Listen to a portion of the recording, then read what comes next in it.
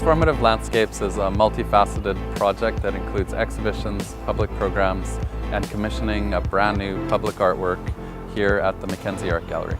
We went through a few phases in selecting this artwork. We invited 12 Indigenous artists from all across Canada to submit proposals for the work. Ultimately, we chose this work by Duane, which is so fitting for the location and for this moment in time.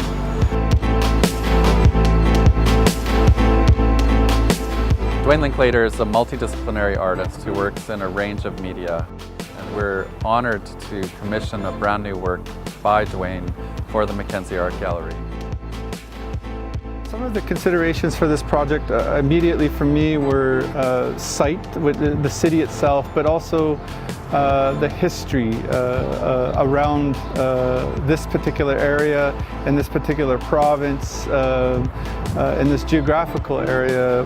One of the ideas that jumped out to me when researching Regina and researching the area was treaty history. A lot of that language, which was articulated between Indigenous people here in this area and settlers in the making of those treaties, was of particular interest for me.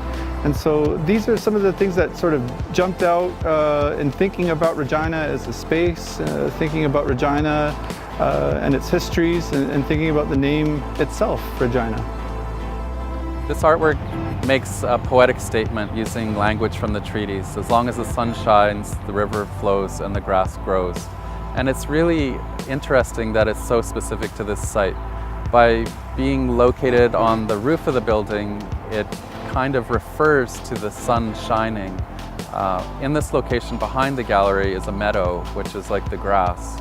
And up the street is the creek, which is the closest thing to a river in Regina. So the artist was very thoughtful about making an artwork that is specific to our particular location. The power of public art for myself is that we're able to use this piece to share those stories, the stories of the treaty, and whoever comes to share the piece, whether they're a descendant of Pie Pod or a descendant of Pasqua, all the people who are originators of the treaty, they have a story that they can tell. So in a way, this piece not only shared Duane Linklater's story, this shares our story.